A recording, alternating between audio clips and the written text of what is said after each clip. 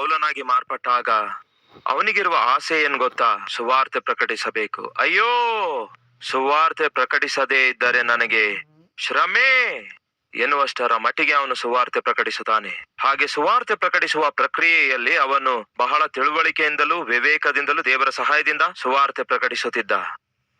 ಸಾಧಾರಣವಾಗಿ ಅವನು ಸುವಾರ್ತೆ ಪ್ರಕಟಿಸುವುದಕ್ಕಾಗಿ ಮುಖ್ಯ ಪಟ್ಟಣಗಳನ್ನು, ಕೇಂದ್ರ ಸ್ಥಳಗಳನ್ನು ಆರಿಸಿಕೊಳ್ಳುತ್ತಾ ಇದ್ದ. ಎಕ್ಸಾಂಪಲ್, ಕೊರಿಂಥಿ. ಈ ಕೊರಿಂಥಿ ಎನ್ನುವಂತಹ ಪಟ್ಟಣವು ವ್ಯಾಪಾರ ಕೇಂದ್ರವಾಗಿತ್ತು. ಅದು ಸಮುದ್ರ ದಡದಲ್ಲಿರುವಂತಹ ಪಟ್ಟಣವಾಗಿತ್ತು. ಅಲ್ಲಿಗೆ ಹೋಗಿ ವಾಕ್ಯ ಸಾರುತ್ತಾನೆ, ಸುವಾರ್ತೆ ಪ್ರಕಟಿಸುತ್ತಾನೆ. ಏಥೇನ್ಸ್ ಎಂಬ ಪಟ್ಟಣಕ್ಕೆ ಹೋಗಿ ಸುವಾರ್ತೆ ಪ್ರಕಟಿಸುತ್ತಾನೆ. ಕಾರಣವೇನೆಂದರೆ, ಈಗ ಒಲಿಂಪಿಕ್ಸ್ ಆಟಗಳಿವೆ ಅಲ್ಲವೇ? ಈ ಒಲಿಂಪಿಕ್ಸ್ ಆರಂಭವಾದದ್ದೇ ಏಥೇನ್ಸ್ ಎನ್ನುವ ಪಟ್ಟಣದಲ್ಲಿ. ಅಲ್ಲೇ ಒಲಿಂಪಿಕ್ಸ್ ಪ್ರಾರಂಭವಾದವು. ಅದು ಆಟಗಳು ಬಹಳ ಚೆನ್ನಾಗಿ ಆಡುವ ಪ್ರಾಂತ್ಯವಾಗಿತ್ತು. ಪ್ರಪಂಚದ 4 ಮೂಲೆಯಿಂದ ಅಲ್ಲಿಗೆ ಹೆಸರುವಾಸಿಯಾಗಿರುವ ಆಟಗಾರರು ಅಲ್ಲಿಗೆ ಬರ್ತಾ ಇರುವುದರಿಂದ ಅದೊಂದು ದೊಡ್ಡ ಕೇಂದ್ರವಾಯಿತು. ಹಾಗಾಗಿ ಆ ಪ್ರಾಂತ್ಯಕ್ಕೆ ಹೋಗಿ ಸುವಾರ್ತೆ ಪ್ರಕಟಿಸಿದ. ಹಾಗೆಯೇ ಕೊಲೊಸೆ ಎಂಬ ಪಟ್ಟಣವಿದೆ, ಅಲ್ಲಿಗೆ ಹೋಗಿ ಸುವಾರ್ತೆ ಪ್ರಕಟಿಸುತ್ತಾನೆ. ಎಫೆಸೆ ಎಂಬ ಪಟ್ಟಣಕ್ಕೆ ಹೋಗಿ ಸುವಾರ್ತೆ ಪ್ರಕಟಿಸಿದ. ಥೆಸಲೋನಿಕಾ ಎಂಬ ಪಟ್ಟಣಕ್ಕೆ ಹೋಗಿ ಸುವಾರ್ತೆ ಪ್ರಕಟಿಸಿದ. ಮುಂದೆ ಯಾವತ್ತಾದ್ರೂ ಸಮಯ ಸಿಕ್ಕರೆ ಒಂದೊಂದು ಪಟ್ಟಣದ ಹಿಂದೆ ಇರುವ ಚರಿತ್ರೆ ಏನೆಂದು ನಿಮಗೆ ತಿಳಿಸುವ ಪ್ರಯತ್ನ ಮಾಡ್ತೇನೆ. ಆದರೆ ಹೇಳಲಿಚ್ಛಿಸುವುದೇನೆಂದರೆ, ಪೌಲನು ಹೋಗಿ ಸುವಾರ್ತೆ ಸಾರಿರುವಂತಹ ಪಟ್ಟಣಗಳೆಲ್ಲವೂ ಮುಖ್ಯ ಪಟ್ಟಣಗಳಾಗಿದ್ದುವು, ಕೇಂದ್ರಗಳಾಗಿದ್ದುವು. ಹಾಗಾಗಿ ಅವನಿಗಿರುವ ಆಸೆ ಏನೆಂದರೆ, ಕೇಂದ್ರ ಸ್ಥಳಗಳಿಗೆ ಹೋಗಿ ಸುವಾರ್ತೆ ಪ್ರಕಟಿಸಿದ್ರೆ ಅಲ್ಲಿಗೆ ಆ ಪ್ರಾಂತ್ಯದ 4 ಮೂಲೆಗಳಿಂದ ವ್ಯಾಪಾರಸ್ಥರು, ವರ್ತಕರು ಸರಕುಗಳನ್ನು ಕೊಂಡುಕೊಳ್ಳಲು ಬರುತ್ತಾರಾದ್ದರಿಂದ ಅವರಿಗೆ ಸುವಾರ್ತೆ ಪ್ರಕಟಿಸುವುದಾದರೆ ಅವರು ತಮ್ಮ ಗ್ರಾಮಗಳಿಗೆ, ತಮ್ಮ ಪ್ರಾಂತ್ಯಕ್ಕೆ, ತಮ್ಮ ಪಟ್ಟಣಗಳಿಗೆ ಸುವಾರ್ತೆ ತೆಗೆದುಕೊಂಡು ಹೋಗ್ತಾರೆ ಎಂಬ ಉದ್ದೇಶದಿಂದ ಮುಖ್ಯ ಪಟ್ಟಣಗಳಲ್ಲಿ ಪೌಲನು ಸುವಾರ್ತೆ ಪ್ರಕಟಿಸುತ್ತಾ ಇದ್ದ. ಅವನಿಗಿರುವ ದೊಡ್ಡ ಆಸೆ ಏನೆಂದರೆ, ರೋಮ ಪಟ್ಟಣಕ್ಕೆ ಹೋಗಿ ಸುವಾರ್ತೆ ಪ್ರಕಟಿಸಬೇಕು. ಯಾಕೆಂದರೆ ಆ ಕಾಲದಲ್ಲಿ ರೋಮ ಪಟ್ಟಣವು ಪ್ರಪಂಚಕ್ಕೆ ಕೇಂದ್ರವಾಗಿತ್ತು. ಇಂಗ್ಲಿಷ್ ಅಲ್ಲಿ ಒಂದು ಹೇಳಿಕೆ ಇದೆ, ಅದೇನೆಂದರೆ all roads leads to Rome ಎಂಬ ಒಂದು ಹೇಳಿಕೆ ಇದೆ. ಪ್ರಪಂಚದಲ್ಲಿರುವ ಎಲ್ಲಾ ದಾರಿಗಳು ರೋಮ ಪಟ್ಟಣಕ್ಕೆ ನಡೆಸುತ್ತವೆ ಎಂಬ ಒಂದು ಹೇಳಿಕೆ ಇದೆ. ಯಾಕೆಂದರೆ ಪ್ರಪಂಚದಲ್ಲಿ ಎಲ್ಲರಿಗಿರುವ ಆಸೆ ಏನೆಂದರೆ ಆ ಕಾಲದಲ್ಲಿ ರೋಮಕ್ಕೆ ಹೋಗಬೇಕು. ವ್ಯಾಪಾರ ಏನಾದ್ರೂ ಮಾಡಿದ್ರೆ ಹೋಗಿ ರೋಮದಲ್ಲಿಯೇ ಮಾಡಬೇಕು. ಉದ್ಯೋಗ ಏನಾದ್ರೂ ಮಾಡಿದ್ರೆ ಹೋಗಿ ರೋಮದಲ್ಲಿಯೇ ಮಾಡಬೇಕು. ಅಧಿಕಾರ ಏನಾದ್ರೂ ಪಡೆಯುವುದಾದ್ರೆ ಅಲ್ಲಿಗೆ ಹೋಗಿ ಅಧಿಕಾರ ಪಡೆಯಬೇಕು. ಅವನಿಗೆ ಅನ್ಯಾಯವಾಗಿ ಅರೆಸ್ಟ್ ಮಾಡುತ್ತಾರೆ. ಅಯ್ಯೋ, ಸುವಾರ್ತೆ ಪ್ರಕಟಿಸದಿದ್ದರೆ ನನಗೆ ಶ್ರಮೆ ಎಂಬುದಾಗಿ ರಾತ್ರಿ ಹಗಲು ಸುವಾರ್ತೆ ಪ್ರಕಟಿಸುತ್ತಾ ಮುಂದಕ್ಕೆ ಸಾಗುತ್ತಿರುವ ಈ ಪೌಲನ ಜೀವಿತದಲ್ಲಿ ಒಂದು ಆತಂಕ ಬಂತು, ಒಂದು ಆಪತ್ತು ಬಂತು, ಒಂದು ಅಭ್ಯಂತರ ಬಂತು. ಅದೇನೆಂದರೆ, ಪೌಲನಿಗೆ ಅನ್ಯಾಯವಾಗಿ ಅರೆಸ್ಟ್ ಮಾಡುತ್ತಾರೆ. ಅರೆಸ್ಟ್ ಮಾಡಿ ಅವನನ್ನು ತೆಗೆದುಕೊಂಡು ಹೋಗಿ 4 ಗೋಡೆಗಳ ಮಧ್ಯದಲ್ಲಿ ಇಡ್ತಾರೆ. ಅವನಿಗೇನು ಬೆಳಗ್ಗೆ ಎದ್ದ ತಕ್ಷಣವೇ ಸುವಾರ್ತೆ ಪ್ರಕಟಿಸಬೇಕು ಎಂಬ ಆಸೆ, ಆಕಾಂಕ್ಷೆ ಇತ್ತು. ಆದರೆ ಆ ರೀತಿ ಸುವಾರ್ತೆ ಪ್ರಕಟಿಸಲು ತಿರುಗಾಡಿರುವಂತಹ ಪಾದಗಳನ್ನು ಜೈಲು ಒಳಗಡೆ ಕೊಳಗದಿಂದ ಬಿಗಿಸಿದರು. ಏನಿದು? ಯಾಕೆ ಹೀಗಾಯ್ತು? ಯಾಕೆ ಈ ಆತಂಕ ಬಂದಿತು? ಯಾಕೆ ಈ ಆಪತ್ತು ಬಂದಿತು? ಯಾಕೆ ಈ ಅಪಾಯ ಬಂದಿತು? ಯಾಕೆ ಈ ಅನ್ಯಾಯ ನಡೆದಿತು ಪೌಲನ ಜೀವಿತದಲ್ಲಿ? ಯಾಕೆ ತಾನೇ ಆತ್ಮಿಕ ಜೀವಿತದಲ್ಲಿ ಆತಂಕಗಳು ಎದುರಾಗ್ತವೆ? ದೇವರಿಗೋಸ್ಕರ ರೋಷವುಳ್ಳವರಾಗಿ ಜೀವಿಸಬೇಕೆಂದು ಆಶಿಸುವಾಗ, ದೇವರ ಚಿತ್ತ ಮಾಡುತ್ತಾ ಮುಂದಕ್ಕೆ ಸಾಗುತ್ತಿರುವಾಗ, ದೇವರು ಕೊಟ್ಟ ಉದ್ಯೋಗ ಮಾಡ್ತಾ ಮುಂದಕ್ಕೆ ಸಾಗುತ್ತಿರುವಾಗ, ದೇವರು ಕೊಟ್ಟ ಕುಟುಂಬ ಕಟ್ಟಿಕೊಳ್ತಾ ಮುಂದೆ ಸಾಗುತ್ತಿರುವಾಗ, ದೇವರು ಕೊಟ್ಟ ಜವಾಬ್ದಾರಿಕೆ ನಿರ್ವಹಿಸುತ್ತಾ ಮುಂದೆ ಸಾಗುತ್ತಿರುವಾಗ ಆತ್ಮಿಕ ಪ್ರಯಾಣದಲ್ಲಿ ಯಾಕೆ ಆತಂಕಗಳು ಬರ್ತವೆ? ಯಾಕೆ ಅಭ್ಯಂತರಗಳು ಬರ್ತವೆ? ಯಾಕೆ ಅನ್ಯಾಯ ಎದುರಾಗ್ತದೆ? ಯಾಕೆ ಆಪತ್ತುಗಳು, ಅಪಾಯಗಳು ಧಾವಿಸುತ್ತವೆ ಎಂಬ ಈ ಪ್ರಶ್ನೆಗಳಿಗೆ ನಾವು ಖಂಡಿತವಾಗಿಯೂ ಉತ್ತರ ಪಡೆಯಬೇಕು. ದೇವರ ಅಪ್ಪಣೆ ಇಲ್ಲದೆ ನಿಮ್ಮ ತಲೆಯ ಮೇಲಿರುವ ಒಂದು ಕೂದಲು ಕೂಡ ಉದುರುವುದಿಲ್ಲ ಎಂದು ಬೈಬಲ್ ಅಲ್ಲಿ ಇದೆಯಲ್ಲವೋ? ಅದು ವಾಸ್ತವವಲ್ಲವೋ? ಹಾಗಾದ್ರೆ ಅದು ವಾಸ್ತವವೇ ಆಗಿರೋದಾದ್ರೆ ಮತ್ತೆ ಯಾಕೆ ನಮಗೆ ಆಪತ್ತು ಬರ್ತವೆ? ಯಾಕೆ ಅನ್ಯಾಯವಾಗಿ ಪೌಲನು ಸೆರೆಮನೆಯಲ್ಲಿ ಸುವಾರ್ತೆಗಾಗಿ ತಿರುಗಾಡುವ ಅವನ ಪಾದಗಳು ಬೇಡಿಗಳಿಂದ ಬಿಗಿಸಿ ಬಿಟ್ಟರು? ಯಾಕೆ ಈ ಆತಂಕ? ಯಾಕೆ ಈ ಅಭ್ಯಂತರ? ಯಾಕೆ ಈ ಅಪಾಯ? ಯಾಕೆ ಈ ಅನ್ಯಾಯ? ನನಗೆ ಅರೆಸ್ಟ್ ಮಾಡಿದ್ದಾರೆ, ಜೈಲೊಳಗಡೆ ಹಾಕಿದ್ದಾರೆ, ಇದಕ್ಕೆ ಕಾರಣವೇನು? ನಾನು ಮಾಡಿದ ತಪ್ಪೇನು ಎಂದು ಎಷ್ಟೇ ಕಿರ್ಚಿ ಕೂಗಾಡಿದರೂ ಕೂಡ ಕೇಳುವವರು ಇಲ್ಲ, ಲೆಕ್ಕಿಸುವವರು ಇಲ್ಲ. ಒಬ್ಬ ನಾಯಕನ ಬಳಿಗೆ ಒಯ್ತಾರೆ, ಅವನು ನ್ಯಾಯ ತೀರಿಸುತ್ತಾನೆ ಅಂದುಕೊಂಡ್ರೆ ಅವನು ನ್ಯಾಯ ತೀರಿಸಲ್ಲ, ಮತ್ತೆ ಸೆರೆಮನೆಯಲ್ಲಿ ಇಡುತ್ತಾರೆ. ಇಂತಹ ವ್ಯಕ್ತಿಯ ಬಳಿಗೆ ನನ್ನನ್ನು ಕೊಂಡೊಯ್ಯಿರಿ, ಇಂತಹ ನಾಯಕನ ಬಳಿಗೆ ಕೊಂಡೊಯ್ಯಿರಿ, ನನಗಿರುವಂತಹ ನನ್ನ ವಾದವೆಲ್ಲ ಆತನಿಗೆ ಹಂಚಿಕೊಳ್ತೇನೆ ಎಂಬುದಾಗಿ ಹೇಳಿದಾಗ ಅಲ್ಲಿಗೆ ಹೋಗಗೊಡಿಸುತ್ತಾರೆ. ಅವನಿಗೆ ಎಲ್ಲವೂ ಹೇಳಿದ ನಂತರ ಕೇಳಿ ಸುಮ್ಮನೆ ಇದ್ದು ಮತ್ತೆ ಕರ್ಕೊಂಡೋಗಿ ಒಳಗ್ ಹಾಕ್ರಿ ಅನ್ನುತ್ತಾನೆ. ಮತ್ತೆ ಬಂದು ಸೆರೆಮನೆಯಲ್ಲಿ ಇರ್ತಾನೆ. ಯಾರಿಗಾದರೂ ಹೋಗಿ ನನ್ನ ಗೋಳು ಹೇಳಿಕೊಂಡರೆ ಅವರು ನನಗೆ ಬಿಡಿಸುತ್ತಾರೆ ಎಂಬುದಾಗಿ ಬಯಸಿ ಪೌಲನು ಎಷ್ಟೋ ಆಶಿಸಿದ, ಆದ್ರೆ ಯಾರೂ ಅವನನ್ನು ಬಿಡಿಸಲಿಲ್ಲ. ಇನ್ನು ಲಾಭವಿಲ್ಲ, ನಾನು ರೋಮಕ್ಕೆ ಹೋಗಬೇಕು, ರೋಮ್ ಪಟ್ಟಣಕ್ಕೆ ಹೋಗಬೇಕು. ಅಲ್ಲಿಗೆ ಹೋಗುವುದಾದರೆ ರೋಮ್ ಚಕ್ರವರ್ತಿ ನೀರೋ ಪರಿಪಾಲನೆ ಮಾಡ್ತಾ ಇದ್ದ ಕೈಸರನಾಗಿ ಅಲ್ಲಿಗೆ ಹೋಗಿ ನನ್ನ ಗೋಳು ಹೇಳಿಕೊಳ್ಳುತ್ತೇನೆ ಎಂದು ಹೇಳಿದಾಗ ಅಲ್ಲಿರುವ ಅಧಿಕಾರಿ ಹೇಳ್ತಾನೆ, ಆಯ್ತು ಸರಿ. ಈಗಾಗಲೇ ಪೌಲನಿಗೆ ರೋಮ್ ನಾಗರಿಕತೆ ಇತ್ತು. ರೋಮ್ ನಾಗರಿಕನಾಗಿರೋದ್ರಿಂದ, ರೋಮ್ ನಾಗರಿಕತೆ ಇದ್ದದ್ದರಿಂದ, ಹಾಗೆ ರೋಮ್ ನಾಗರಿಕತೆ ಉಳ್ಳಂಥವನನ್ನು ಎಲ್ಲಿಯೂ ಕೂಡ ಸರಿಯಾದಂತಹ ತೀರ್ಪು ತೀರಿಸದೆ ಶಿಕ್ಷೆ ವಿಧಿಸುವ ಹಕ್ಕಿಲ್ಲದೆ ಇರುವುದರಿಂದ, ಸರಿ ಒಂದ್ ಕೆಲಸ ಮಾಡಿ, ಇವನು ರೋಮ್ ನಾಗರಿಕನಾದ್ದರಿಂದ ರೋಮ್ಗೆ ಒಯ್ಯಿರಿ ಎಂಬುದಾಗಿ ಪೌಲನನ್ನು, ಲೂಕನನ್ನು, ಇನ್ನು ಕೆಲವೊಂದು ಜನ ಕೈದಿಗಳನ್ನು, ಇವರೆಲ್ಲರನ್ನು ಸೇರಿಸಿ ರೋಮ ಪಟ್ಟಣಕ್ಕೆ ಕೈದಿಗಳನ್ನಾಗಿ ಕೊಂಡೊಯ್ಯುತ್ತಾ ಇದ್ದರು. ಈಗ ಖಚಿತವಾಗಿಯೂ ಸ್ವಲ್ಪ ಮಟ್ಟಿಗೆ ಪೌಲನಿಗೆ ಒಂದು ನಿರೀಕ್ಷೆ ಇತ್ತು. ಸ್ವಲ್ಪ ಮಟ್ಟಿಗೆ ಪೌಲನಿಗೆ ಸಂತೋಷವಿತ್ತು. ಯಾವುದು ಆ ನಿರೀಕ್ಷೆ, ಯಾವುದು ಆ ಸಂತೋಷವೆಂದರೆ, ನನ್ನ ಕೋರಿಕೆ ನೆರವೇರಲಿಕ್ಕಿದೆ, ನನ್ನ ಆಸೆ ತೀರ್ಲಿಕ್ಕಿದೆ. ಇಲ್ಲಿಯವರೆಗೂ 4 ಗೋಡೆಗಳ ಮಧ್ಯ ನಾನು ಬಂಧಿಸಲ್ಪಟ್ಟಿದೆ, ಆದ್ರೆ ಇನ್ಮೇಲೆ 4 ಗೋಡೆಗಳ ನಡುವೆ ನಾನು ಇರೋದಿಲ್ಲ. ಅಲ್ಲಿಂದ ಹೊರಗೆ ಬಂದೆ, ರೋಮಕ್ಕೆ ಹೋಗ್ಲಿಕ್ಕಿದ್ದೇನೆ. ಅಲ್ಲಿ ನನಗಿರುವಂತಹ ಈ ಕೇಸ್ ಕುರಿತು ನಾನು ಮಾತಾಡ್ಲಿಕ್ಕಿದ್ದೇನೆ. ನನಗೆ ತೀರ್ಪಾಗುತ್ತದೆ, ನಾನು ಬಿಡುಗಡೆ ಹೊಂದುತ್ತೇನೆ, ರೋಮ್ ಪಟ್ಟಣದಲ್ಲಿ ಸುವಾರ್ತೆ ಪ್ರಕಟಿಸುತ್ತೇನೆ ಎಂಬ ಕನಸು ಕಾಣ್ತಾ ಇದ್ದ. ಎಷ್ಟೋ ಆಸೆಯಿಂದ, ಸಂತೋಷದಿಂದ ಆ ಹಡಗಿನಲ್ಲಿ ಪ್ರಯಾಣ ಮಾಡ್ತಿದ್ದ. ಈ ದಿನ ನಮ್ಮ ಮಧ್ಯೆ ಯಾರಾದ್ರೂ ಇದ್ದೀರಾ? ಬ್ರದರ್, ಉದ್ಯೋಗದ ಪ್ರಯತ್ನ ಮಾಡಿದೆ, ಆದ್ರೆ ಒಂದು ಕಂಪನಿಯವರು ನನಗೆ ನೋಡಿ ಇಂಟರ್ವ್ಯೂ ಚೆನ್ನಾಗಿ ಮಾಡಿದ್ದೀರಿ, ನಿಮಗೆ ಖಚಿತವಾಗಿಯೂ ಜಾಯ್ನಿಂಗ್ ಆರ್ಡರ್ಸ್ ಕಳಿಸುತ್ತೇವೆ ಎಂಬುದಾಗಿ ಅವರು ಹೇಳಿದಾಗ ನನ್ನ ಆಸೆಗಳು ಚಿಗುರಿಸಲ್ಪಟ್ಟವು. ಎಷ್ಟೋ ಸಾರಿ ಮದುವೆಗಾಗಿ ಮದುವೆ ಸಂಬಂಧ ನೋಡಿದೆವು, ಬರ್ತಿದ್ದಾರೆ ಹೋಗ್ತಿದ್ದಾರೆ, ಆದ್ರೆ ನಿಮ್ಮ ಮಗಳು ನಮ್ಗೆ ಇಷ್ಟ ಆಗಿದ್ದಾಳೆ ಎಂದು ಯಾರು ಹೇಳಲಿಲ್ಲ. ಆದ್ರೆ ಕಳೆದ ವಾರ ಒಂದು ಸಂಬಂಧ ಬಂತು, ನಿಮ್ಮ ಮಗಳು ಇಷ್ಟ ಆದಳು, ನಾವು ಹೋದ ನಂತರ ನಿಮಗೆ ಕರೆ ಮಾಡ್ತೇವೆ ಅಂದ್ರು.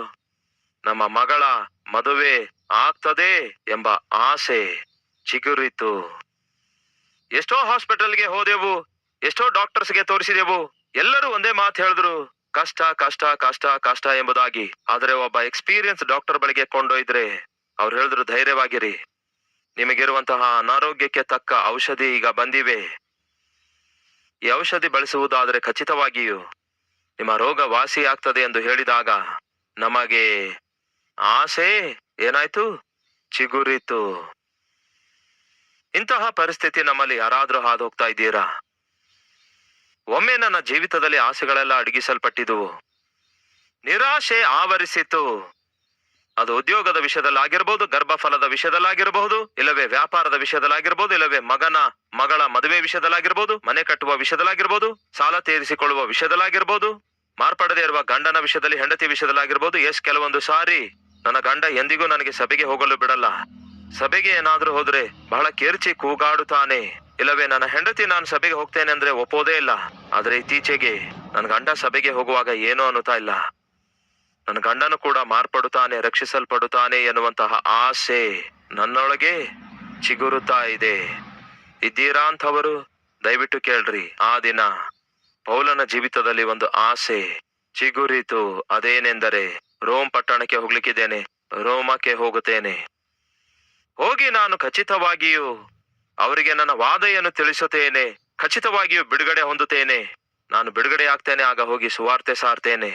ಹಾಗೆ ಸುವಾರ್ತೆ ಪ್ರಕಟಿಸುವುದಕ್ಕಾಗಿ ಈಗ ಅವನ ಮುಂದೆ ಕಾಣಿಸುತ್ತಿರುವ ಮಾರ್ಗವು ಎಷ್ಟೋ ಭರವಸೆ ಕೊಟ್ಟಿತು, ಎಷ್ಟೋ ಸಂತೋಷ ಕೊಟ್ಟಿತು.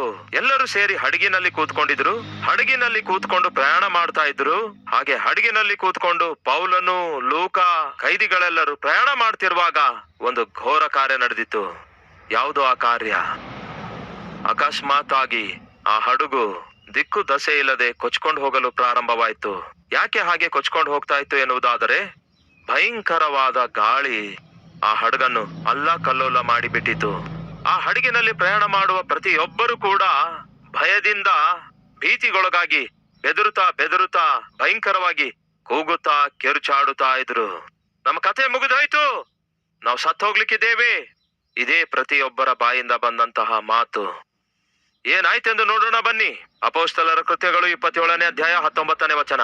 3ನೆಯ ದಿನದಲ್ಲಿ ಹಡಗಿನ ಅಡ್ಡಮರವನ್ನು ತಮ್ಮ ಕೈಯಿಂದಲೇ ಹೊರಗೆ ಎತ್ತಿ ಹಾಕಿದರು. ಅನೇಕ ದಿವಸಗಳ ತನಕ ಸೂರ್ಯನಾಗಲಿ ನಕ್ಷತ್ರಗಳಾಗಲಿ ಕಾಣಿಸದೆ ದೊಡ್ಡ ಗಾಳಿ ನಮ್ಮ ಮೇಲೆ ಹೊಡೆದದರಿಂದ, ಏನಂತೆ, ದೊಡ್ಡ ಗಾಳಿ ನಮ್ಮ ಮೇಲೆ ಹೊಡೆದದರಿಂದ ಪ್ರಾಣ ಕಾಪಾಡಿಕೊಂಡು ತಪ್ಪಿಸಿಕೊಂಡೆವು ಎಂಬ ಆಸೆ ಪೂರ್ತಿಯಾಗಿ ಕಳೆದು ಹೋಯಿತು.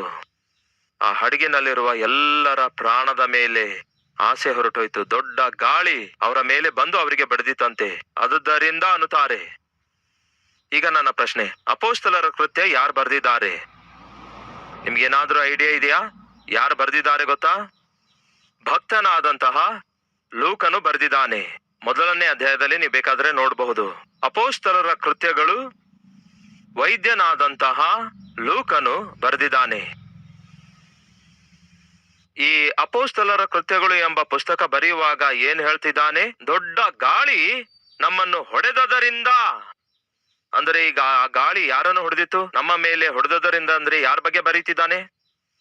ಅಲ್ಲಿ ತಾನಿದ್ದಾನೋ ಇಲ್ಲವೋ? ತಾನೂ ಇದ್ದಾನೆ ಆ ಹಡಗಿನಲ್ಲಿ.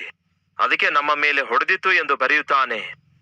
ಹಾಗಾಗಿ ಎಂದೇ ಆಗಲಿ ನೀವು ಅಪೊಸ್ತಲರ ಕೃತ್ಯಗಳನ್ನು ಓದುತ್ತಾ ಇರುವಾಗ ನಾವು, ನಮಗೆ ಎಂಬ ಪದ ಎಲ್ಲಾದ್ರೂ ಬರುವುದಾದರೆ ಅಲ್ಲಿ ಲೂಕನು ಕೂಡ ಇದ್ದಾನೆ ಎಂದರ್ಥ. ಹಾಗಾಗಿ ನಾವು, ನಮಗೆ ಎಂಬ ಪದ ಬಳಸುತ್ತಾನೆ. ಅರ್ಥವಾಯ್ತಾ? ಈಗ ಜಾಗ್ರತೆಯಿಂದ ಕೇಳ್ರಿ. ಪೌಲನು ಲೂಕನು ಒಂದು ನಿರೀಕ್ಷೆಯಿಂದ ಹೋಗ್ತಿದ್ದಾರೆ. ಸ್ವಲ್ಪ ಮಟ್ಟಿಗೆ ಅವರಿಗೆ ಒಂದು ಆಸೆ ಉಂಟಾಯ್ತು. ಅದೇನೆಂದರೆ, ರೋಮಕ್ಕೆ ಹೋಗ್ತಿದ್ದೇವಲ್ಲವೇ, ಅಲ್ಲಿಗೆ ಹೋಗಿ ಈ ನಮ್ಮ ಕೇಸ್ ಬಗ್ಗೆ ಅವರಿಗೆ ಹೇಳಿಕೊಳ್ಳೋದಾದ್ರೆ ಯಾವ ತಪ್ಪು ಮಾಡಿಲ್ಲವೆಂದು ಹೇಳಿ ನಮ್ಮನ್ನು ಬಿಡುತ್ತಾರೆ, ಸುವಾರ್ತೆ ಪ್ರಕಟಿಸಬಹುದು ಎಂಬ ಆಸೆ. ಆ ಆಸೆ ಅವರೊಳಗಡೆ ಚಿಗುರಿತು. ಒಂದು ರೇ ಆಫ್ ಹೋಪ್, ಒಂದು ನಿರೀಕ್ಷೆಯ ಕಿರಣ ಉಂಟಾಯ್ತು. ಒಳ್ಳೆಯ ದಿನಗಳು ಬರ್ಲಿಕ್ಕಿವೆ ಎಂಬ ನಿರೀಕ್ಷೆ ಉಂಟಾಯ್ತು. ಒಳ್ಳೆ ದಿನಗಳನ್ನು ನೋಡ್ತೇವೆ ಎಂಬ ನಂಬಿಕೆ ಅವರಿಗೆ ಉಂಟಾಯ್ತು. ಯಾಕೆಂದ್ರೆ ಮಾರ್ಗ ತೆರೆಯಲಾಯ್ತು. 4 ಗೋಡೆಗಳ ನಡುವೆ ಬಂಧಿಸಲ್ಪಟ್ಟಂತಹ ಪೌಲನು ಹಾಗೆಯೇ ಲೂಕ ಈಗ 4 ಗೋಡೆಗಳ ನಡುವೆಯಿಂದ ಹೊರಗೆ ಬಂದಿದ್ದಾರೆ. ಹೀಗೆ ಹೊರಗೆ ಬಂದಿರುವಂತಹ ಇವರು ಹಡಗಿನಲ್ಲಿ ಪ್ರಯಾಣ ಮಾಡ್ತಿದ್ದಾರೆ. ಹಾಗೆ ಹಡಗಿನಲ್ಲಿ ಪ್ರಯಾಣ ಮಾಡುವಂತಹ ಪೌಲನಿಗೆ ಒಂದು ಕೋರಿಕೆ ಇತ್ತು. ನನ್ನ ಜೀವಿತ ಕಾಲದಲ್ಲಿ ಒಂದು ದಿನ ನಾನು ರೋಮಕ್ಕೆ ಹೋಗಬೇಕೆಂಬ ಕೋರಿಕೆ ಇತ್ತು. ಅಲ್ಲಿ ಸುವಾರ್ತೆ ಪ್ರಕಟಿಸಬೇಕು ಎಂಬ ಅವನ ಕೋರಿಕೆ ನೆರವೇರಲಿಕ್ಕಿತ್ತು ಎಂಬ ನಿರೀಕ್ಷೆ ಇತ್ತು. ಇದ್ದೀರಾ ಈ ದಿನ ನಮ್ಮ ಮಧ್ಯ? ನನ್ನ ಕೋರಿಕೆ ನೆರವೇರುವಂತಹ ಮಾರ್ಗವು ನನಗೆ ದೊರಕಿತು. ನನ್ನ ಕಷ್ಟಗಳು ತೀರುವಂತಹ ಮಾರ್ಗ ನನಗೆ ದೊರಕಿತು. ನನ್ನ ಕಣ್ಣೀರು ಒರೆಸಲ್ಪಡುವಂತಹ ಮಾರ್ಗ ನನಗೆ ದೊರಕಿತು.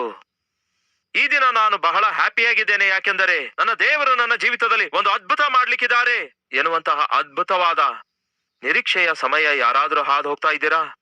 ಪೌಲನು ಕೂಡ ಅದೇ ಮಾರ್ಗ ಹಾದು ಹೋಗ್ತಿದ್ದಾನೆ. ಆದರೆ ಏನಾಯ್ತು ಗೊತ್ತಾ? ಭಯಂಕರವಾದ ತುಫಾನು ಬಂತು. ಅಲೆಗಳು ಎದ್ದೇಳುವುದರಿಂದ ಆ ಹಡಗು ಒಡೆದು ಹೋಗುವಂತಹ ಪರಿಸ್ಥಿತಿ ಎದುರಾಯ್ತು. ಸೂರ್ಯನು ಕಾಣಿಸುತ್ತಾ ಇಲ್ಲ, ನಕ್ಷತ್ರಗಳು ಕಾಣಿಸುತ್ತಾ ಇಲ್ಲ, ಎಲ್ಲವೂ ಅಗೋಚರ, ಎಲ್ಲವೂ ಅಯ್ಯೋಮಯ. ಏನ್ ಮಾಡಬೇಕೆಂದು ಅರ್ಥ ಆಗ್ತಿಲ್ಲ. ಎಲ್ಲವೂ ಚೆನ್ನಾಗಿದೆ ಅಂದ್ಕೊಂಡ ಸಮಯದಲ್ಲಿ, ಕಾಲವು ಅನುಕೂಲವಾಗಿದೆ ಅಂದ್ಕೊಂಡ ಸಮಯದಲ್ಲಿ, ನಾನು ಅಂದ್ಕೊಂಡಂತೆ ಆಗ್ಲಿಕ್ಕಿದೆ ಅಂದ್ಕೊಂಡ ಸಮಯದಲ್ಲಿ, ನನ್ನ ಆಸೆ ನೆರವೇರ್ಲಿಕ್ಕಿದೆ ಅಂದ್ಕೊಂಡ ಸಮಯದಲ್ಲಿ ಸಡನ್ ಆಗಿ ಆತಂಕ ಎದುರಾಯ್ತು, ಅಭ್ಯಂತರ ಎದುರಾಯ್ತು, ಅಪಾಯ ಎದುರಾಯ್ತು. ಏನಿದು ಪ್ರಿಯರೇ? ಇದ್ದೀರಾ ಈ ದಿನ ನಮ್ಮ ಮಧ್ಯ ಅಂಥವ್ರು ಯಾರಾದ್ರೂ? ಬ್ರದರ್, ನನ್ನ ಜೀವಿತದಲ್ಲಿಯೂ ಒಳ್ಳೆ ದಿನಗಳು ಬರುತ್ತವೆ ಅಂದ್ಕೊಂಡ ಸಮಯದಲ್ಲಿಯೇ, ನನ್ನ ಕುಟುಂಬ ಉದ್ಧಾರವಾಗ್ತದೆ ಎಂದು ಅಂದುಕೊಂಡ ಸಮಯದಲ್ಲಿ, ನನ್ನ ಮಗ ಸೊಸೆ ಅವರ ಕುಟುಂಬ ಕಟ್ಟಲ್ಪಡ್ತದೆ ಎಂದು ಅಂದುಕೊಂಡ ಸಮಯದಲ್ಲಿ, ನನ್ನ ಆರೋಗ್ಯ ಸುಧಾರಿಸುತ್ತದೆ ಅಂದುಕೊಂಡ ಸಮಯದಲ್ಲಿ, ನನ್ನ ಕಷ್ಟಗಳು ತೀರಿ ಹೋಗ್ತವೆ ಅಂದುಕೊಂಡ ಸಮಯದಲ್ಲಿ, ನನ್ನ ಗಂಡ, ನನ್ನ ಹೆಂಡತಿ ಇಲ್ಲವೇ ನನ್ನ ಮಕ್ಕಳು ರಕ್ಷಿಸಲ್ಪಡುತ್ತಾರೆ ಎಂಬ ನಂಬಿಕೆ ಉಂಟಾಗುವ ಸಮಯದಲ್ಲಿ ಸಡನ್ ಆಗಿ ಮತ್ತೆ ನಮಗೆ ಆಪತ್ತು ಎದುರಾಯ್ತು, ಅಪಾಯ ಎದುರಾಯ್ತು, ಆತಂಕ ಎದುರಾಯ್ತು, ಅಭ್ಯಂತರ ಎದುರಾಯ್ತು. ಯಾಕೆ ಹೀಗಾಯ್ತು ಎಂದು ನಮ್ಗೆ ಅರ್ಥ ಆಗ್ತಿಲ್ಲ. ಯಾಕೆ ಹಾಗಾಯ್ತು? ಪೌಲನು ಲೂಕನು ಪ್ರಯಾಣ ಮಾಡುತ್ತಿರುವಾಗ ಆ ಹಡಗು ಅರ್ಧದಲ್ಲಿಯೇ ಒಡೆದು ಹೋಗುವಂತಹ ಪರಿಸ್ಥಿತಿ ಧಾವಿಸಿತು. ಆ ಪರಿಸ್ಥಿತಿ ಎಷ್ಟರ ಮಟ್ಟಿಗೆ ತೀವ್ರವಾಗಿತ್ತು ಎನ್ನುವುದಾದರೆ, ಲೂಕನು ಈ ಪುಸ್ತಕ ಬರೆಯುತ್ತಾ ಹೇಳುತ್ತಾನೆ, ನಮಗೆ ನಮ್ಮ ಬದುಕಿನ ಮೇಲೆ ಪೂರ್ತಿಯಾಗಿ ಆಸೆ ಕಳೆದು ಹೋಯ್ತು. ನಾವು ಬದುಕುತ್ತೇವೆ ಎಂಬ ಆಸೆ ನಮ್ಗೆ ಇಲ್ಲದಂತಾಯ್ತು. ಅಂದ್ರೆ ಆಲ್ಮೋಸ್ಟ್ ಅವರಿಗೆ ಅರ್ಥವಾಯ್ತು ನಾವು ಸತ್ತು ಹೋಗ್ಲಿಕ್ಕಿದ್ದೇವೆಂದು, ನಮ್ಮ ಕತೆ ಮುಗಿದೋಯ್ತೆಂದು. ಎಷ್ಟೋ ಸೇವೆ ಮಾಡ್ಬೇಕಂದ್ಕೊಂಡೆವು, ರೋಮಕ್ಕೆ ಹೋಗಿ ಸೇವೆ ಮಾಡ್ಬೇಕಂದ್ಕೊಂಡೆವು, ಸುವಾರ್ತೆ ಪ್ರಕಟಿಸಬೇಕಂದ್ಕೊಂಡೆವು. ಆದರೆ ಅರ್ಧದಲ್ಲಿಯೇ ನಮ್ಮ ಜೀವಿತ ಮುಗಿದು ಹೋಗ್ಲಿಕ್ಕಿದೆ ಎನ್ನುವಂತಹ ಪರಿಸ್ಥಿತಿ ಅವರಿಗೆ ಧಾವಿಸಿತು ಪ್ರಿಯರೇ. ಅಲ್ಲಿ ಒಂದು ಮಾತಿದೆ, ಅದೇನೆಂದರೆ ನಾವು ಬದುಕುತ್ತೇವೆ ಎಂಬ ಆಸೆ ಪೂರ್ತಿಯಾಗಿ ಕಳೆದು ಹೋಯಿತು. ಅಂದ್ರೆ ಅರ್ಥವೇನು? ಬದುಕುವ ಚಾನ್ಸ್ ಮುಂದೆ ಏನು ಇಲ್ಲ. ಈ ದಿನ ನಮ್ಮ ಮಧ್ಯೆ ಯಾರಾದ್ರೂ ಇದ್ದೀರಾ, ನಾನು ಕೂಡ ಬದುಕುವ ಚಾನ್ಸ್ ಇಲ್ಲ ಅನ್ನುವವರಿದ್ದೀರಾ? ನನ್ನ ಕುಟುಂಬ ಪೋಷಿಸಿಕೊಳ್ಳುವ ಚಾನ್ಸ್ ನನಗಿಲ್ಲ, ನನ್ನ ಹೆಂಡತಿಯನ್ನು ನನ್ನ ಮಕ್ಕಳನ್ನು ಪೋಷಿಸುವಂತಹ ಅವಕಾಶ ನನಗಿಲ್ಲ, ಯಾಕೆಂದರೆ ಇರುವ ಉದ್ಯೋಗ ಕೂಡ ಹೊರಟೋಯ್ತು. ನನ್ನ ಜೀವಿತದಲ್ಲಿ ಈಗ ಆಸೆಗಳೆಲ್ಲ ಅಡಗಿಸಲ್ಪಟ್ಟವು. ಮತ್ತೆ ನನಗೆ ಉದ್ಯೋಗ ಸಿಗ್ತದೆಂಬ ಚಾನ್ಸ್ ಇಲ್ಲ. ಮತ್ತೆ ನಮ್ಮ ಮಕ್ಕಳನ್ನು ಕಾಲೇಜಿಗೆ ಕಳಿಸಿಕೊಡುವ ಚಾನ್ಸ್ ನಮಗಿಲ್ಲ.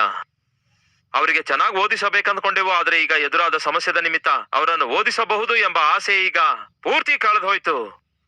ಈ ದಿನ ಯಾವ ವಿಷಯದಲ್ಲಿ ನಿಮ್ಮ ಜೀವಿತದಲ್ಲಿ ನಿಮ್ಮ ಆಸೆ ನಿರಾಶೆಯಾಗಿದೆ ಎಂದು ಒಮ್ಮೆ ಆಲೋಚಿಸಿ. ಆ ದಿನ ಪೌಲನ ಜೀವಿತದಲ್ಲಿ ಅವನ ಆಸೆ ನಿರಾಶೆ ಆಯಿತು. ಅವನ ಆಸೆ ನೆರವೇರದಂತೆ ಪೂರ್ತಿಯಾಗಿ ಅಡಗಿಸಲ್ಪಟ್ಟಿತು. ಈಗ ಪ್ರಶ್ನೆ ಏನೆಂದರೆ, ಬ್ರದರ್, ನೀವು ಸ್ಟಾರ್ಟಿಂಗ್ ಅಲ್ಲಿ ಬಹಳ ಒಳ್ಳೆ ಮಾತು ಹೇಳಿದ್ರಿ. ಯಾವುದು ಆ ಒಳ್ಳೆ ಮಾತು? ಯಾವುದೆಂದು ಹೇಳ್ತೇನೆ ಕೇಳಿ. ದೇವರ ಮಕ್ಕಳಾದ ನಮ್ಮ ತಲೆಯ ಮೇಲಿರುವ ಕೂದಲುಗಳಲ್ಲಿ ಒಂದು ಕೂಡ ದೇವರ ಅನುಮತಿ ಇಲ್ಲದಂತೆ ಉದುರುವುದಿಲ್ಲ ಎಂದು ಹೇಳಿದ್ರೆ ನಾವು ಬಹಳ ಸಂತೋಷಿಸಿದೆವು. ಆದ್ರೆ ಈಗೇನು ಆ ಕಡೆಯಿಂದ ಈ ಕಡೆ, ಈ ಕಡೆಯಿಂದ ಆ ಕಡೆ ಸುತ್ತಾಡಿಸಿ ಪೌಲನನ್ನು ಲೂಕನನ್ನು ತಳ್ಳಿ ಹಾಕಿದ್ರಲ್ಲವೇ? ಯಾವ್ದ್ರೊಳಗೆ ತಳ್ಳಿ ಹಾಕ್ದೇನು? ನಾನು ಸಮುದ್ರದೊಳಗೆ ತಳ್ಳಿ ಹಾಕಿದ್ರೆ ಇವತ್ತೆಲ್ಲ ನಾಳೆ ಸತ್ತು ಹೋಗ್ತಾರೆ. ಮತ್ತೆ ನೀವು ಹೇಳಿದಂತಹ ತಲೆ ಕೂದಲಿನ ಸಂಗತಿ ಏನು, ಇಲ್ಲಿ ನಡೆಯುತ್ತಿರುವ ಈ ಸಂಘಟನೆಯ ಸಂಗತಿ ಏನು? ಇವು ಒಂದಕ್ಕೊಂದು ಹೊಂದಾಣಿಕೆ ಇಲ್ವಲ್ಲ? ಅದೇ ಅಲ್ಲಿಗೆ ಈಗ ಬರ್ತಿದ್ದೇನೆ. ಹೊಂದಾಣಿಕೆ ಇದೆ, ಹೊಂದಾಣಿಕೆ ಇದೆ. ನಿಮ್ಮ ಜೀವಿತದಲ್ಲಿ ಸಂಭವಿಸುವ ಆತಂಕಗಳು, ನಿಮ್ಮ ಜೀವಿತದಲ್ಲಿ ಸಂಭವಿಸುವ ಆಪತ್ತುಗಳು, ನಿಮ್ಮ ಜೀವಿತದಲ್ಲಿ ಬರುವಂತಹ ಅಪಾಯಗಳು, ನಿಮ್ಮ ಜೀವಿತದಲ್ಲಿ ಬರುವಂತಹ ಆರ್ಥಿಕ ಸಮಸ್ಯೆಗಳು, ನಿಮ್ಮ ಜೀವಿತದಲ್ಲಿ ಬರುವಂತಹ ಅನರ್ಥಗಳು, ನಡೆಯುವ ಅನರ್ಥಗಳು, ನಿಮ್ಮ ಜೀವಿತದಲ್ಲಿ ಬರುವ ಅನಾರೋಗ್ಯ, ಇವೆಲ್ಲವುಗಳ ಹಿಂದೆ ನಿಮಗೂ ನನಗೂ ಗೊತ್ತಾಗದಂತೆ ದೇವರು ಒಂದು ಅದ್ಭುತವಾದ ಆಶೀರ್ವಾದವನ್ನು ಕೂಡಿಸಿಟ್ಟಿದ್ದಾರೆ. ಇದೇನು ಬ್ರದರ್, ಪೌಲ ಲೂಕ ಇವರಿಬ್ಬರೇನೋ ಬದುಕುತ್ತೇವೆ ಎಂಬ ಆಸೆಯೇ ಇಲ್ಲದಂತಹ ಪರಿಸ್ಥಿತಿಗೆ ಒಳಗಾದ ನಂತರ ಮತ್ತ್ಯಾಕೆ ಹೀಗೆ ಮಾತಾಡ್ತೀರಿ? ಯಶ್, ಅದೇ ವಾಸ್ತವ. ದೇವರ ಮಕ್ಕಳಾದ ನಮ್ಮ ಜೀವಿತದಲ್ಲಿ ದೇವರ ಅನುಮತಿ ಇಲ್ಲದೆ ನಮ್ಮ ತಲೆ ಕೂದಲಲ್ಲಿ ಒಂದು ಕೂಡ ಉದುರದೇ ಇರುವುದಾದರೆ, ಮತ್ತೆ ಕಷ್ಟಗಳು, ಸಮಸ್ಯೆಗಳು, ಇಕ್ಕಟ್ಟು ಬಿಕ್ಕಟ್ಟುಗಳು, ವ್ಯಾಧಿ ಬಾಧೆಗಳು, ಈ ದಿನ ನಿಮಗಿರುವಂತಹ, ಇಲ್ಲವೇ ನಿಮಗೆ ಭಯ ಹುಟ್ಟಿಸುವಂತಹ, ನಿಮಗೆ ನಿದ್ದೆ ಇಲ್ಲದಂತೆ ಮಾಡುವಂತಹ ಈ ಸಮಸ್ಯೆಗಳು ನಿಮ್ಮ ಜೀವಿತದೊಳಗೆ ಯಾಕೆ ಬಂದವು? ಅವುಗಳನ್ನು ದೇವರು ಕಳಿಸಿದಾರೋ ಇಲ್ಲವೇ ಸ್ವಂತ ಕೈಯಾರೆ ತಂದ್ಕೊಂಡಿದೀರೋ? ಇವೆರಡಕ್ಕೆ ಉತ್ತರ ನಾವು ಪಡೆದುಕೊಳ್ಳಬೇಕು. ಏನದು? ಈ ದಿನ ನಿಮಗಿರುವಂತಹ ಆ ಒಂದು ಸಮಸ್ಯೆ ನೀವು ಸ್ವಂತ ಕೈಯಾರೆ ತಂದುಕೊಂಡಿದ್ದೀರೋ ಇಲ್ಲವೇ ದೇವರೇ ಅನುಮತಿಸಿದ್ದಾರೋ? ಇದನ್ನು ತಿಳಿದುಕೊಳ್ಳಬೇಕು. ಈಗ ಜಾಗ್ರತೆಯಿಂದ ಅಲ್ಲಿಗೆ ಹೋಗೋಣ ಬನ್ನಿ. ಪೌಲನು, ಲೂಕನು, ಪ್ರಯಾಣ ಮಾಡುತ್ತಿರುವ ಎಲ್ಲಾ ಕೈದಿಗಳು, ಅವರ ಜೀವಿತಗಳು, ಅವರ ಬದುಕುಗಳು ಪ್ರಮಾದಕ್ಕೊಳಗಾದವು. ಎಂತಹ ತೀವ್ರವಾದ ಪ್ರಮಾದವೆಂದರೆ, ಲೂಕನು ಬರೆಯುತ್ತಿದ್ದಾನೆ, ಈ ಪುಸ್ತಕ ಬರೆಯುವಾಗ ಹೇಳ್ತಾನೆ, ನಾವು ಬದುಕುತ್ತೇವೆ ಎಂಬ ಆಸೆ ಪೂರ್ತಿಯಾಗಿ ಕಳೆದು ಹೋಯ್ತು, ಸತ್ತು ಹೋಗ್ಲಿಕ್ಕಿದ್ದೇವೆ ಎಂದು ಖಚಿತವಾಗಿಯೂ ನಮಗೆ ಗೊತ್ತಾಯ್ತು. ಅದು ಅವರ ಪರಿಸ್ಥಿತಿ. ಅಷ್ಟಕ್ಕೂ ಇಷ್ಟೊಂದು ಸಮಸ್ಯೆ ಯಾಕೆ ಬಂತು? ಭಕ್ತರಾದಂತಹ ಪೌಲ ಮತ್ತು ಲೂಕ ಅದ್ಭುತವಾದ ಸೇವಕರೇ, ಪ್ರಾಣವನ್ನೇ ಅವರು ಕಳೆದುಕೊಳ್ಳಬೇಕಾದ ಪರಿಸ್ಥಿತಿ ಅವರಿಗೆ ಯಾಕೆ ಬಂದಿತು? ದೇವರೇ ಅನುಮತಿಸಿದರೋ ಇಲ್ಲವೇ ಏನಾದ್ರೂ ಅಲ್ಲಿ ತಪ್ಪು ನಡೆದಿತ್ತೋ? ಈ ದಿನ ನಮ್ಮ ಜೀವಿತದಲ್ಲಿಯೂ ಕೂಡ ಯಾಕೆ ಸಮಸ್ಯೆಗಳು ಬರ್ತವೆ? ಯಾಕೆ ಕಷ್ಟಗಳು, ಯಾಕೆ ಆತಂಕಗಳು, ಯಾಕೆ ಅಪಾಯಗಳು, ಯಾಕೆ ಆಪತ್ತುಗಳು ಬರುತ್ತವೆ? ದೇವರು ಅನುಮತಿಸುವಾಗಲೇ ಕಷ್ಟಗಳು ಬರುತ್ತವೆಯೋ ಇಲ್ಲವೇ ಇನ್ನು ಬೇರೆ ಯಾವುದಾದರೂ ಕಾರಣದಿಂದ ನಮ್ಮ ಜೀವಿತದಲ್ಲಿ ಕಷ್ಟಗಳು ಬರ್ತವೋ?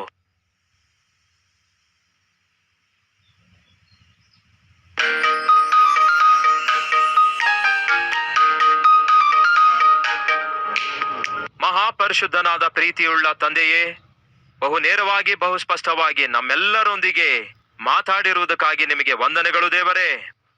ಬಿತ್ತಲ್ಪಟ್ಟ ವಾಕ್ಯ ವಿನಯದಿಂದ ಕೇಳಿ ವಿಶ್ವಾಸದೊಂದಿಗೆ ವಿಧೇಯರಾಗಿ ಈ ಸಮಯದಲ್ಲಿ ವಿಜ್ಞಾಪಿಸುವಂತಹ ಭಿನ್ನವಿಸುವಂತಹ ಪ್ರತಿ ವಿಶ್ವಾಸಿಯನ್ನು ದರ್ಶಿಸಿ ದಿವ್ಯ ದಾನಗಳಿಂದ ತುಂಬಿಸಿರಿ. ಈ ದಿನವೇ ಪ್ರತಿಯೊಬ್ಬರ ಜೀವಿತದಲ್ಲಿ ನಿಮ್ಮ ಮಹತ್ ಕಾರ್ಯಗಳನ್ನು ನಡೆಸಿರಿ ದೇವರೇ. ಯಾವ ಬಾಧೆಯಲ್ಲಿದ್ದಾರೋ, ಯಾವ ಭಾರದಲ್ಲಿದ್ದಾರೋ, ಯಾವ ವ್ಯಾಧಿಯಲ್ಲಿದ್ದಾರೋ, ಯಾವ ವ್ಯಥೆಯಲ್ಲಿದ್ದಾರೋ ಎಂದು ಅವರು ನಿಮ್ಮೊಂದಿಗೆ ಹಂಚಿಕೊಳ್ತಿದ್ದಾರೆ, ಕೇಳಿರಿ ದೇವರೇ. ಆ ದಿನ ಪೌಲನು ಮಾಡಿರುವ ಪ್ರಾರ್ಥನೆ ಕೇಳಿ ನಿಮ್ಮ ದೂತನನ್ನು ಕಳಿಸಿದಿರಲ್ಲವೇ? ಈ ದಿನ ನಿಮ್ಮ ಮಕ್ಕಳು ಮಾಡುವ ಪ್ರಾರ್ಥನೆ ಲಾಲಿಸಿ ನಿಮ್ಮ ದೂತನನ್ನು ಕಳಿಸಿಕೊಡಿರಿ. ಪ್ರತಿಯೊಬ್ಬರ ಹೃದಯವನ್ನು ಧೈರ್ಯಪಡಿಸಿ, ಪ್ರತಿಯೊಬ್ಬರ ಮನಸ್ಸನ್ನು ದೃಢಪಡಿಸಿ, ಅವರ ಜೀವಿತದಲ್ಲಿ ನೀವು ಮಾಡ್ಲಿಕ್ಕಿರುವ ಮಹತ್ ಕಾರ್ಯಗಳನ್ನು ಅವರು ಸ್ವಾಧೀನ ಮಾಡಿಕೊಳ್ಳುವುದಕ್ಕೆ ಬೇಕಾಗುವಂತಹ ನಂಬಿಕೆಯನ್ನು ಸಮೃದ್ಧಿಯಾಗಿ ಈ ದಿನ ಹೊಂದಿಕೊಂಡು ನೀವು ಮಾಡ್ಲಿಕ್ಕಿರುವ ಪ್ರತಿ ಮಹತ್ ಕಾರ್ಯವನ್ನು ಕಣ್ಣಾರೆ ನೋಡುವ ಮಹಾಕೃಪೆ ನಮ್ಮೆಲ್ಲರಿಗೂ ಅನುಗ್ರಹಿಸಿರಿ ಎಂದು ಅಂತಹ ಅದ್ಭುತ ಕಾರ್ಯಗಳನ್ನು ನಮ್ಮ ಜೀವಿತದಲ್ಲಿ ಮಾಡುತ್ತಿರುವುದಕ್ಕಾಗಿ ನಿಮಗೆ ವಂದನೆಗಳು, ಸ್ತೋತ್ರಗಳನ್ನು ಸಲ್ಲಿಸುತ್ತಾ ಯೇಸುವಿನ ನಾಮದಲ್ಲಿ ಬೇಡಿ ಹೊಂದಿದ್ದೇವೆ ತಂದೆಯೇ, ಆಮೇನ್.